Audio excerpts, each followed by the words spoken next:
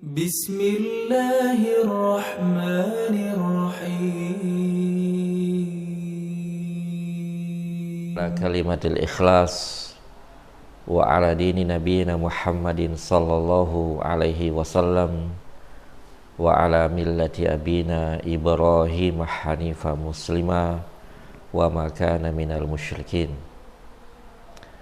Subhanallahi wa bihamdihi adada khalqihi wa ridha nafsihi wa zinata arshihi wa midada kalimatih. Alhamdulillah. Yang pertama, kita bersyukur kepada Allah Subhanahu wa taala atas limpahan nikmat sehat,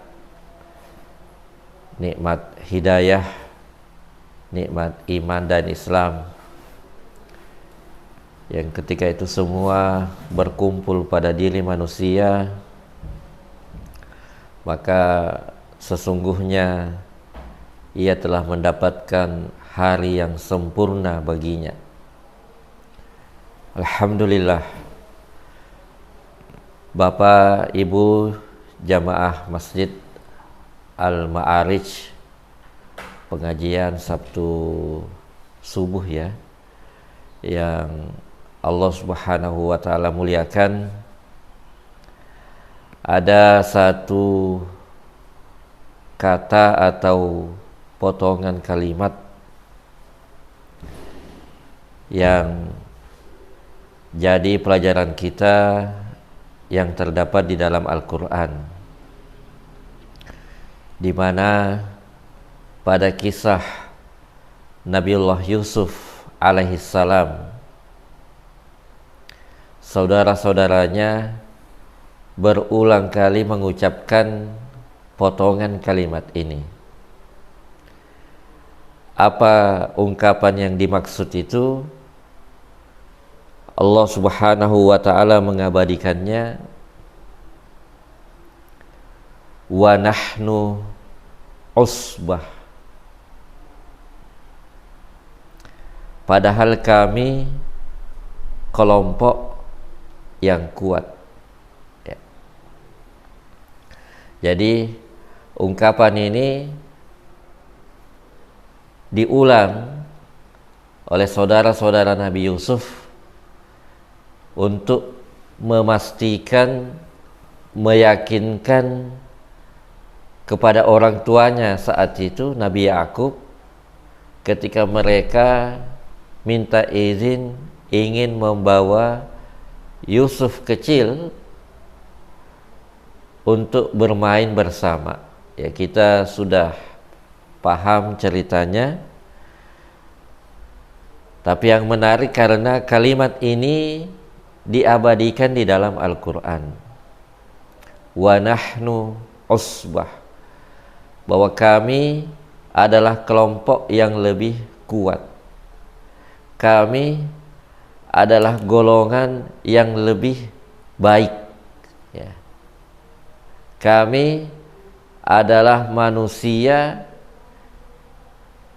yang lebih hebat, kira-kira seperti itu kalau diterjemahkan secara bebas ya. Hadirin yang dimuliakan oleh Allah Subhanahu wa taala,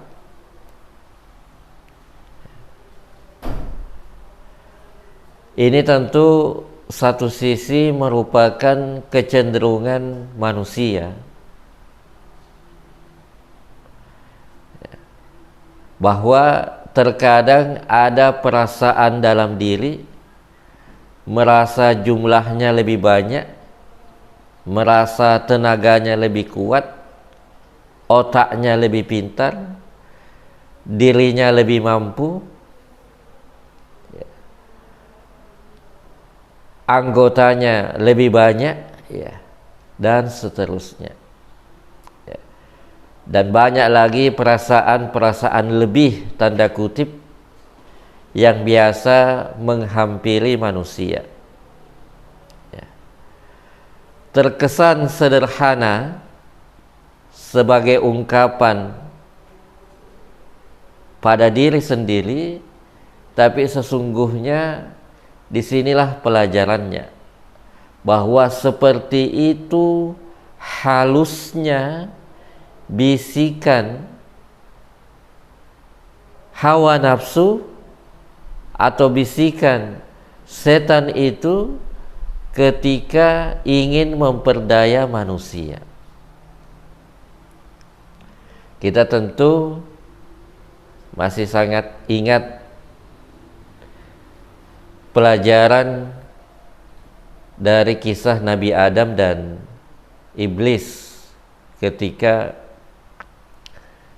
iblis lalu diperintahkan untuk sujud kepada Nabi Adam. Apa alasannya? Wa ana khairun minhu. Saya, kata dia, lebih baik daripada Adam yang baru saja diciptakan.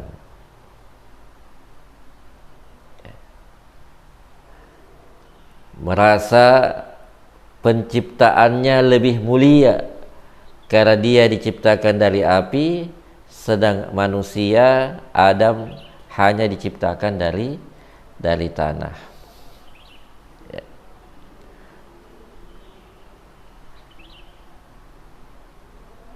Satu sisi yang lain, ya, kita ini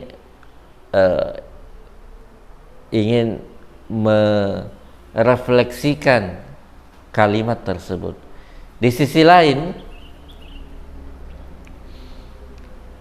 angka atau bilangan, ya, kalau tadi merasa lebih banyak, merasa lebih kuat, itu kan kalau pakai manajemen modern angkanya ada, artinya secara data itu bisa terlihat, terukur seperti itu. Secara angka atau secara statistik, ya, sebenarnya tidak ada masalah ketika itu dikelola dengan benar oleh manusia. Ya. Ia bahkan bisa digunakan untuk mengevaluasi atau memudahkan satu pekerjaan. Ya. Bahkan dalam urusan ibadah pun manusia tidak lepas daripada bilangan-bilangan itu. Ya. Kita misalnya umat Islam sholat itu memakai bilangan, ya, ada yang sekian rakaat, 2, 3, 4 dan seterusnya. Ya. Ketika berpuasa juga ada bilangannya. Ya. Ketika ingin berhari raya juga kita lihat bilangan itu, ada angka yang perlu kita lihat, ya, yang oleh pakar kemudian disebut sebagai hilal. Ya. Nah, tapi disinilah kemudian Al-Quran mengingatkan dan menjadikan itu sebagai pelajaran bahwa ketika berbicara angka, jangan sampai itu malah menjadi atau sebatas kebanggaan saja. Karena kapan itu hanya untuk dipakai membanggakan, maka yang seharusnya angka ini sebagai potensi yang menguatkan, dia justru bisa menjadi titik kelemahan manusia. Ya. Jumlah yang banyak secara angka adalah hal yang baik ketika ia dikelola untuk satu kebaikan. Jumlah umat Islam pada perang Badar misalnya itu dalam sejarah disebutkan 313 orang. Pada perang Uhud sampai menembus angka 1000. Meskipun berkurang karena ada beberapa kelompok yang meninggalkan peperangan. Ya, orang-orang munafik ketika itu. Seterusnya pada perang Hunain itu jumlahnya lebih banyak lagi, sudah sampai pada puluhan ribu. Tapi Allah sekali lagi mengingatkan, apa yang ada pada diri manusia, kalau itu tidak mendekatkan diri kepada Allah, maka bukan kekuatan yang didapatkan, justru menjadi titik kelemahan manusia.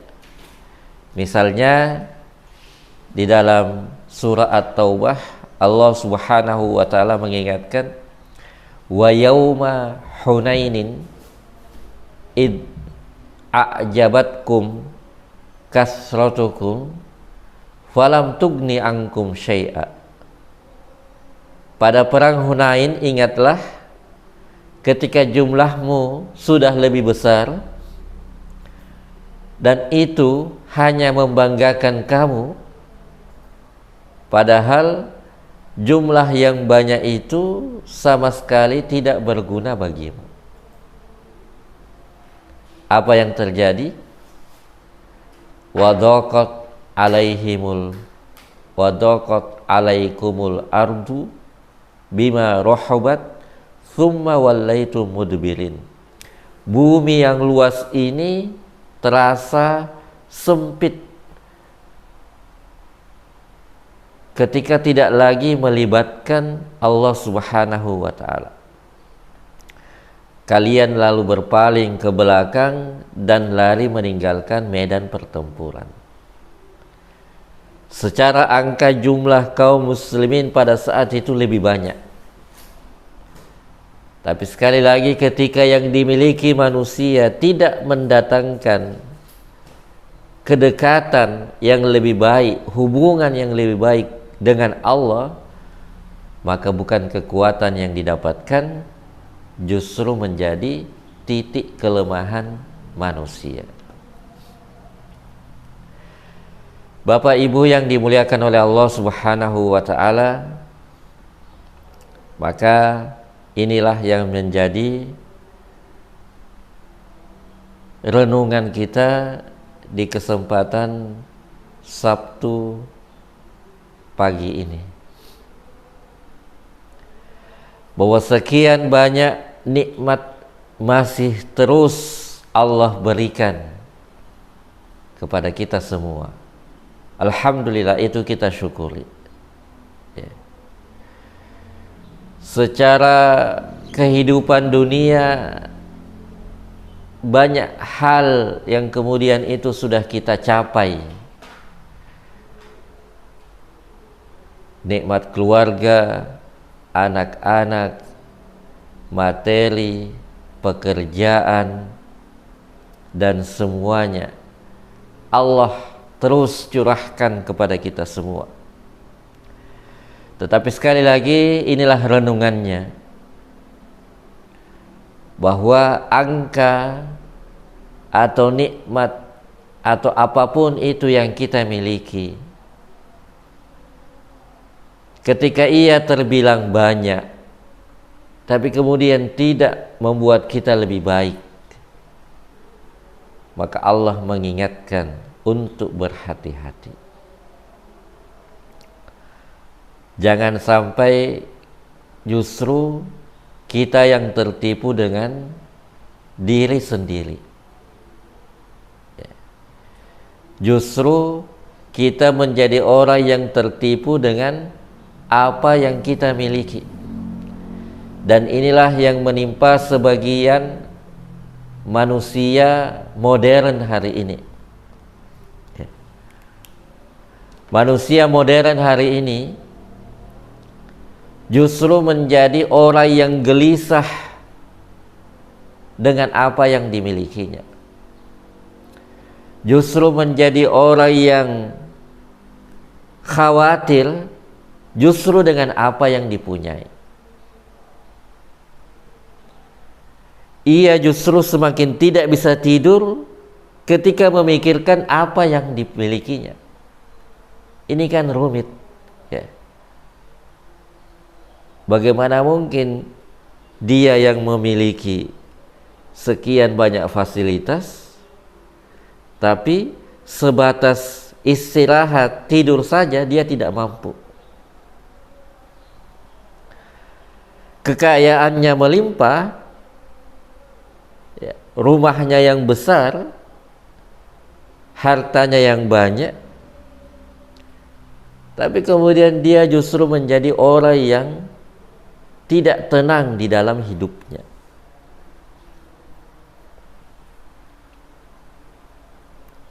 Apa yang terjadi? Sementara di sisi lain dia selalu membanggakan itu. Di sisi lain selalu ada bisikan perasaan bahwa sayalah yang lebih baik daripada kalian. Meskipun mungkin ada yang mengucapkannya dan ada juga yang menampakkannya tidak secara verbal. Ya. Kalau di dalam surah Al-Kahfi itu diceritakan percakapan yang terus terang, vulgar, ketika mengatakan ana aktsaru minka mala wa a'addu wa a'azzu nafara. Ya. Saya, kata yang berdialog itu di dalam Al-Quran pada surah Al-Kahfi, ana aktsaru minka mala, saya lebih baik, lebih banyak hartanya daripada kamu, ya. Wa a'azzu nafara, dan saya lebih mulia daripada kalian, ya.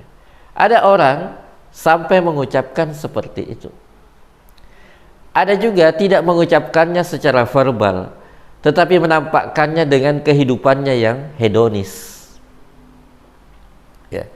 Semua apa-apa seolah-olah bisa dibelinya, ya. Apapun permintaan anaknya, keluarganya, atau siapapun orang-orang dekatnya, semua dipenuhi sebagai bentuk kepercayaan dirinya, sebagai bentuk, ya, mohon maaf, kesombongannya, menampakkan bahwa apa saja bisa saya kerjakan, apa saja bisa saya dapatkan, apa saja bisa saya penuhi selama saya menginginkan itu, ya. Tapi ketika ditelusuri, justru ia menjadi orang yang paling khawatir dengan orang-orang dekatnya. Orang-orang dekatnya ini menjadi orang yang paling dia khawatirkan. Dikhawatirkan khianatnya, dikhawatirkan, mohon maaf, perselingkuhannya, dikhawatirkan ketidakpercayaannya, penipuannya, dan seterusnya. Padahal ia mengaku, inilah orang-orang dekat saya. Ini yang menimpa manusia modern. Berangkat dari bisikan-bisikan merasa lebih dengan apa yang dimilikinya.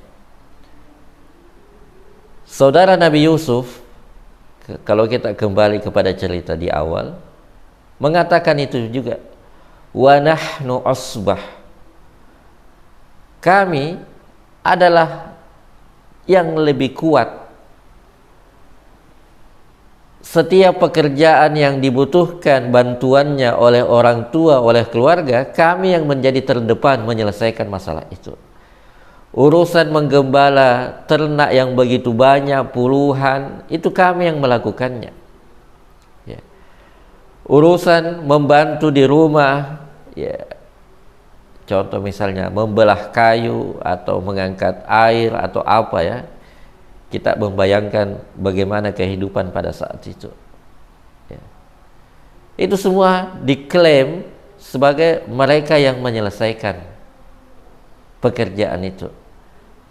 Maka mereka kemudian tidak menerima keputusan ayahnya, menganggap ayahnya melakukan diskriminasi, dan ini satu awal perbuatan yang sangat tidak beradab dari anak kepada orang tuanya, ketika menuduh orang tua menjadi pihak yang tidak adil.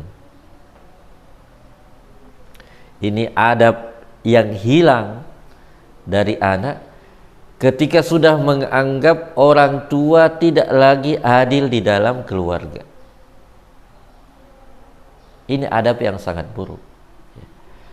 Maka itu terus terakumulasi, ya. terus menjadi satu dendam pada diri saudara-saudara Nabi Yusuf ini. Puncaknya mereka sampai berani sebagai seorang anak, tapi justru membohongi orang tua. Secara nalar, akal sehat, seharusnya tidak terjadi demikian itu. Ayahnya sebagai seorang nabi, sebagai manusia pilihan Allah, bagaimana mungkin dibohongi oleh anaknya? Akal sehat manusia menolak itu. Bahkan seakan-akan kita tidak percaya kisah tersebut, kecuali karena telah diceritakan di dalam Al-Quran. Bahwa ada anak saudara senasab,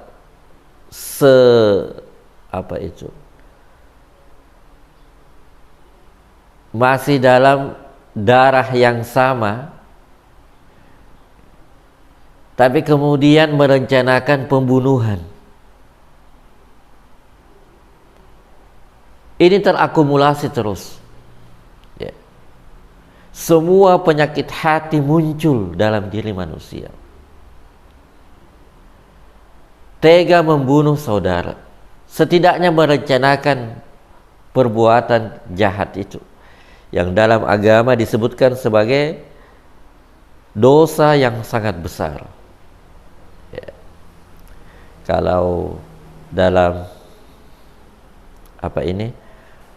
persidangan yang lagi ramai pemberitaannya, itu biasa menggunakan bahasa merampas nyawa orang lain secara tidak benar.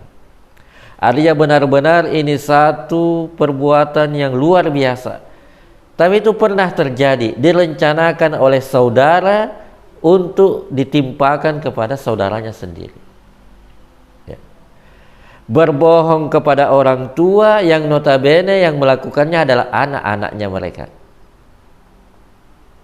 Ya. Sampai bersumpah, sampai memberikan bukti yang palsu. Semuanya lahir dari apa? Lahir dari ungkapan bisikan pertama ketika mengatakan wa nahnu usbah. Sederhana kalimat ini, tapi benar-benar memberikan efek yang luar biasa dalam kehidupan manusia.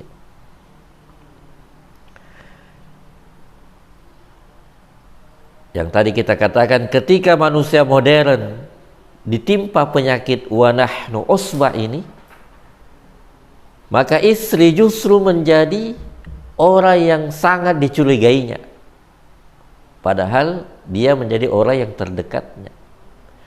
Anak justru menjadi pihak yang selalu disalahkan. Ya. Kerabat dekat justru menjadi sesuatu yang sulit untuk dipercaya. Lahir dari apa? Bisikan wa nahnu usbah itu. Selalu merasa lebih baik dan kemudian menjadi antipati terhadap orang lain. Ia menjadi orang yang sulit menerima nasihat, apalagi sampai mendapatkan kritikan. Dia menjadi antipati dengan itu. Dia menjadi manusia yang super ego, yang kemudian kalau ia berkuasa menjadi orang yang otoriter, yang kalau dia berkuasa maka dia bisa melakukan sekian banyak rekayasa-rekayasa untuk sekadar mengamankan, memastikan kekuasaannya. Kenapa? Merasa lebih baik daripada orang lain, merasa lebih kuat, merasa lebih hebat. Dan sekali lagi ketika bisikan itu masuk, maka sekian banyak perbuatan-perbuatan jahat akan lahir dari manusia tersebut. Sekali lagi, ketika berbicara tentang apa yang dimiliki manusia, kehebatannya, kepintarannya, kecakapannya, skill manajemennya, profesionalismenya, tentu secara mendasar ia adalah hal yang baik ketika ia digunakan untuk kebaikan, ketika ia tidak sampai melalaikan manusia.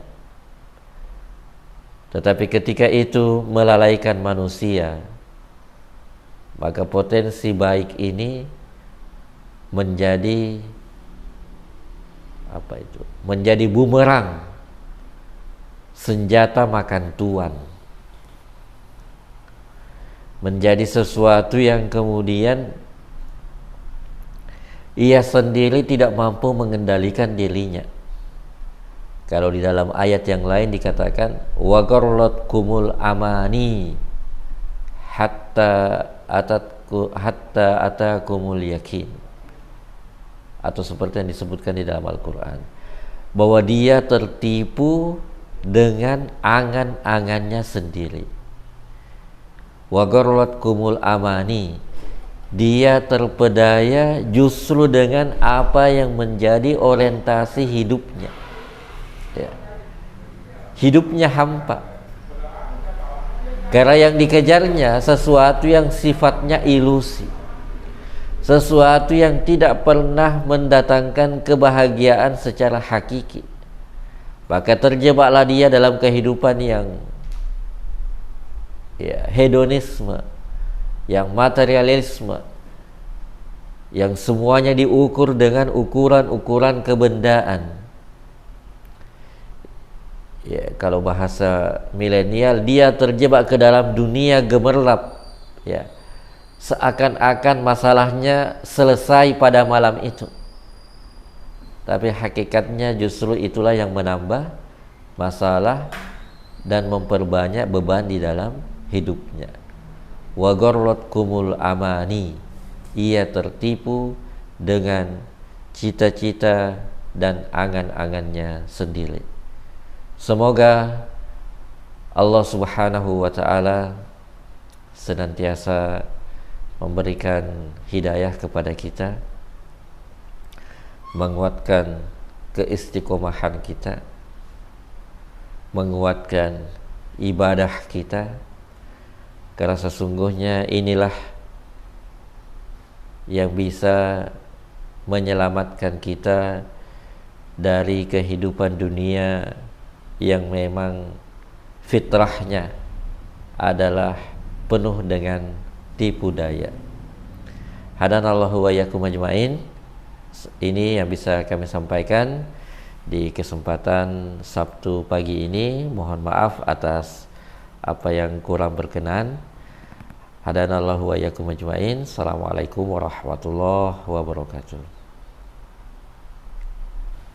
Alhamdulillah untuk kesempurnaan majelis kita di kesempatan subuh atau pagi hari ini. Kita sama-sama berdoa kepada Allah Subhanahu wa ta'ala. Kita awali dengan membaca surah Al-Fatihah. Bismillahirrahmanirrahim.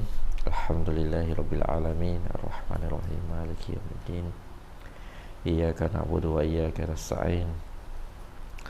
Ihdinas siratal mustaqim. Suratul ladzina an'amta 'alaihim ghairil maghdubi 'alaihim waladdallin. Amin. Alhamdulillah. Allahumma ghfir lil mu'minina wal mu'minat wal muslimina wal muslimat al ahya'i minhum wal amwat innaka sami'un qaribun mujibu da'wah ya qadiyal hajat. Allahumma ghfir lana wa liwalidina warhamhuma kama rabbayana shighara. Rabbana dhalamna anfusana wa in lam taghfir lana wa tarhamna lanakunanna minal khasirin. Allahumma la tada' lana dhanban illa ghafarta wala hamman illa farajta ولا دينا إلا قضيته ولا حاجة من حوائج الدنيا والآخرة إلا قضيتها يا أرحم الراحمين ربنا آتنا في الدنيا حسنة وفي الآخرة حسنة وقنا عذاب النار وصلى الله على نبينا محمد وعلى آله وأصحابه وسلم وآخر دعوانا أن الحمد لله رب العالمين آمين آمين يا رب العالمين.